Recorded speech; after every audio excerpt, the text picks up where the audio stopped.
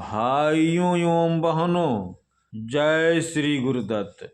आप सबका शाश्वत ज्ञान गिरनार से चैनल में स्वागत और अभिनंदन है। भाइयों बहनों, आखिर कौन थे सम्राट हर्षवर्धन जो कुंभ के दौरान 75 दिनों तक तब तक दान करते थे जब तक कि उनके पास से सब कुछ खत्म न हो जाए।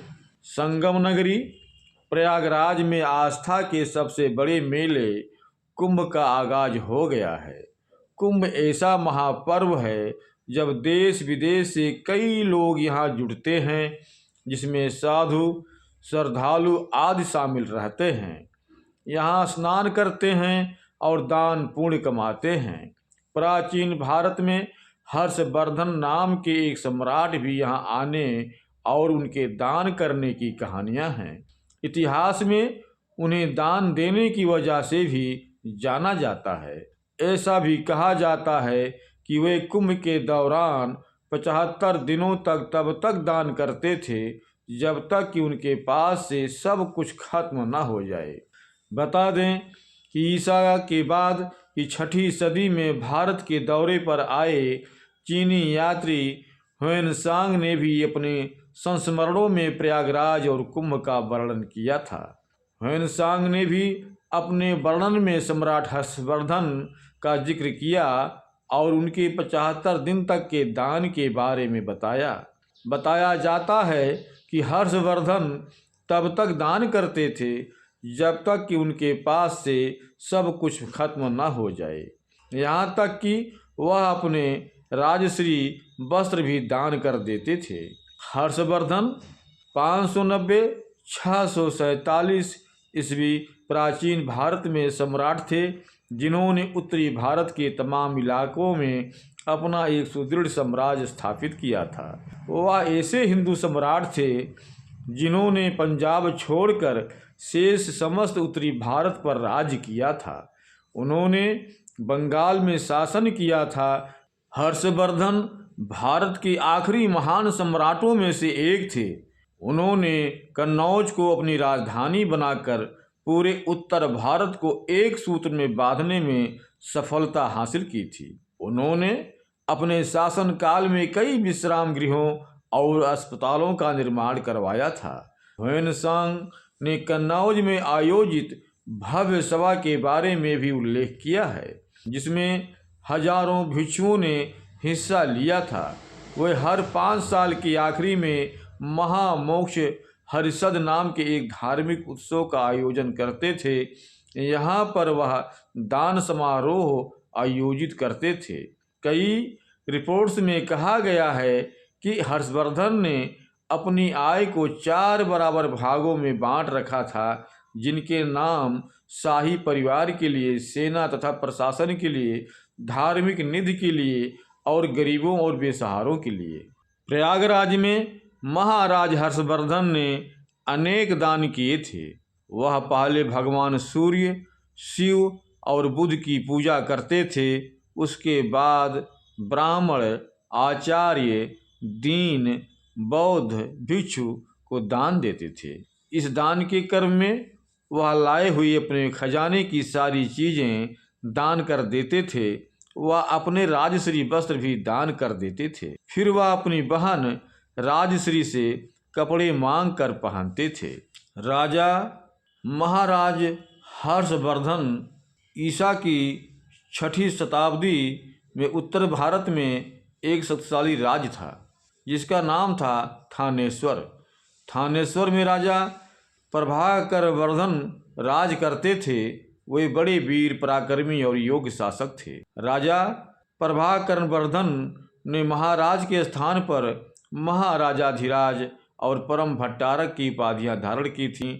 राजा प्रभाकरवर्धन 6ठी शताब्दी के उत्तरार्ध में मालवों, गुर्जरों और हुड़ों को पराजित कर चुके थे, किंतु राज्य की उत्तर पश्चिम सीमा पर प्रायः हुड़ों के छूट-फूट उपद्रव होते रहते थे। राजा प्रभाकरवर्धन की रानी का नाम यशोमती था। रानी यशोमती के गर्भ से जून 590 में एक परम तेजस्वी बालक ने जन्म लिया। यही बालक आगे चलकर भारत के इतिहास में राजा हर्षवर्धन के नाम से विख्यात हुआ। हर्षवर्धन का राजवर्धन नाम का एक भाई भी था। राजवर्धन हर्षवर्धन से 4 वर्ष बड़ा था। हर्षवर्धन की बहन राजश्री उससे लगभग 1.5 वर्ष छोटी थी। इन तीनों भाई बहनों में अगाध प्रेम था। हर्ष का जन्म थानेसर, वर्तमान में हरियाणा में हुआ था। यहाँ 51 शक्तिपीठों में से एक पीठ है। हर्ष के मूल और उत्पत्ति के संदर्भ में एक शिलालेख प्राप्त हुआ है, जो कि गुजरात राज्य के गुंडा जिले में खोजा गया है। हर्षवर्धन का राजवर्धन नाम का एक भाई भी था। हर्षवर्धन की बहन का नाम राजश्री था। उनके काल में कन्नौज में मौखरी वंश के राजा अवंती वर्मा शासन करते थे। हर्ष के पिता का नाम प्रभाकर वर्धन था। प्रभाकर वर्धन की मृत्यु के पश्चात राजवर्धन राजा हुआ, पर मालव नरेश, देवगुप्त और गौड़ नरेश शशांक की दुर्लभ संधिवश मारा गया। अर्थात बड़े भाई राजवर्धन की हत्या के बाद हर्षवर्धन को 606 में राजपाट सौंप दिया गया। खेलने कूदने की उम्र में हर्षवर्धन को राजा शशांक के खिलाफ युद्ध के लिए मैदान में उतरना पड़ा। शशांक ने ही राजवर्धन की हत्या की थी। गुप्त साम्राज्य के पतन के बाद उत्तर भारत में अराजकता की स्थिति बनी हुई थी। ऐसी स्थिति में हर्ष के शासन ने राजनीतिक स्थिरता प्रदान की। महान सम्राट हर्षवर्धन ने लगभग आधी शताब्दी तथा अर्थात 590 ईस्वी से लेकर 647 ईस्वी तक अपने राज्य का विस्तार किया। हर्षवर्धन ने पंजाब छोड़कर शेष समस्त उत्तरी भारत पर राज्य किया। हर्ष ने लगभग 41 वर्ष शासन किया। इन वर्षों में हर्ष ने अपने साम्राज्य का विस्तार किया। जालंधर, पंजाब, कश्मीर, नेपाल एवं वल्लभीपुर तक ये अपने साम्राज्य को ले गए।